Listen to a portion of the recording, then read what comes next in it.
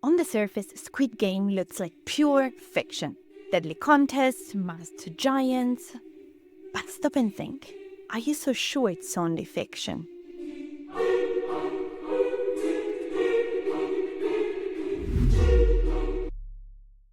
Have you ever stayed in a relationship, for example, that you knew was toxic? Or stuck in a job that you hated, but felt so powerless to leave?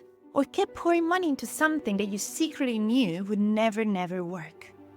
Well, our minds play tricks on us, creating invisible chains. And that's why Squid Games feel so chilling, because the players' choices are not just shocking, they're actually uncomfortably familiar. As I was watching, I kept asking myself, why? Why, after seeing dozens die, do people choose to stay? And the more I thought about it, the more I realized.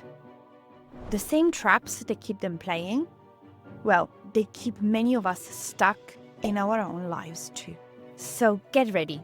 We're about to expose the main hidden traps, cognitive biases, that push them to stay in this deadly game, and that may actually be holding you back in your own life. They've seen friends fall. They felt the cold steel of fate. And yet, when they had the chance to escape, many stay. So what mental chains keep them rooted? Let's break them down one by one. First, sunk cost fallacy. So no one wants to admit that they wasted everything that they have poured into this. Now, this is called sunk cost fallacy. It's our tendency to keep going once we have invested time, energy, money, resources, even when stopping would be much wiser. And we know that. So the cost of what they have already paid, cash, trust, the terror of near death, that feels too heavy to let go. And so in their minds, quitting would make all that suffering meaningless. So how many times have you heard someone say, I hate my job, but you know what? I've invested too much in this to leave. Or maybe you watched a friend chase a degree or a dream, not because they want it anymore, but because they can't bear to throw away the years that they've already spent working towards it. I have so many friends like that. And here's the trap. When you look back too much, you stop looking forward. You accept something that you know is not good for you. Number 2, loss aversion. Once we're sunk deep, another bias kicks in. Loss aversion. Now, loss aversion is our tendency to fear losses more than we value gains. So losing 100 pounds feels worse than finding 100 pounds feels good. So what does that mean? In Squid Game, the loss that they dread isn't just money, but it's a guaranteed humiliation and despair of returning to their old lives. And here's the paradox, because you would think that losing your life is the ultimate fear. But for many players, death in the game feels less terrifying than walking out to face the certain losses waiting outside, like death, rejection, shame, because those are certain. Loss aversion makes those immediate guaranteed losses feel much heavier than the abstract potential risk of dying tomorrow. So instead of escaping, they gamble everything for at least having a shot at reversing that downfall. Sound extreme? Well, maybe yes, maybe not. Think about this. Have you ever stayed in a job that drained you because unemployment felt like too big of a loss? Or clung to a toxic relationship because the thought of being alone felt worse than the pain of staying? Well, that's loss aversion.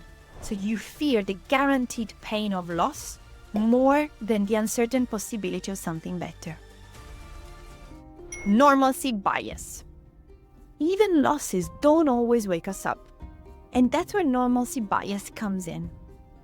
Normalcy bias is when we refuse to believe that something catastrophic will happen because it doesn't fit that mental script of how the world should work. So they convince themselves of what? They think, okay, no, this can't really be happening. It's too extreme. And so even as the bodies pile up, they cling to that belief that tomorrow will be normal again. This was an exception. So how many times have you ignored warning signs? At work, in a relationship, even in your health, telling yourself, it'll be fine, it's not a big deal, tomorrow will be better.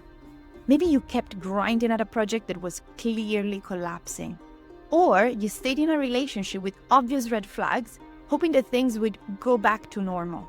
That's normalcy bias, whispering lies of comfort in your ear. And think about it.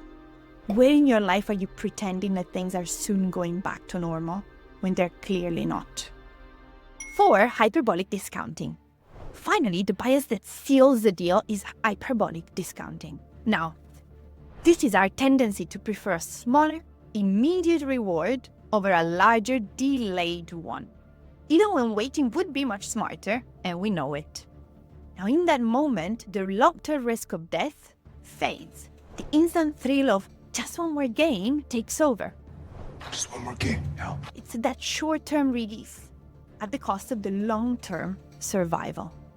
When people are shown all that money, they can't stop thinking about it. Watch, for example, someone with choice in slow motion. Every instinct screams, leave, but the mirage of reward drags him back. Have you ever chosen a quick fix? For example, binging on social media, ordering fast food, over working on a long-term goal, like fitness, career growth? Have you ever said, one more video, one more game, one more time? Well, that's hyperbolic discounting at work. We overvalue now and discount tomorrow. Now, we've unpacked 4 mental traps that hijack choices, even in life or death games. But what matters the most is that, as we have seen, these aren't just on screen. They are not just impossible scenarios. They are part of our everyday life. So which one pulls you the most? Are you stuck in something just because you've already invested too much? That's sunk cost fallacy. Or are you afraid to let go of something that you might lose, even if it drags you down? That's loss aversion. Or are you pretending that things will go back to normal despite warning signs and red flags? Normalcy bias.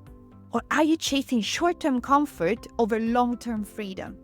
That's hyperbolic discounting. Now, the stakes may not always be as extreme as in Squid Game, but the damage can be just as real in our everyday life. Anytime you let these biases dictate your choices, you're giving up your power.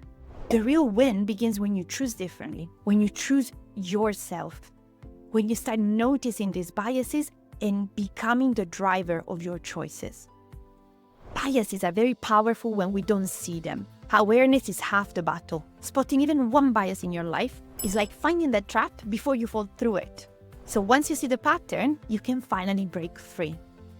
Squid Game may be fiction, but the biases that we've explored are very real. Imagine what would change if you spotted these traps before you were halfway in. You'd act from clarity rather than fear, power rather than panic. And so here's your challenge today. Pick one bias that we explored. Watch for it this week, and when it shows up, pause, reframe, and choose differently. The moment of awareness might be your first step out of this invisible game.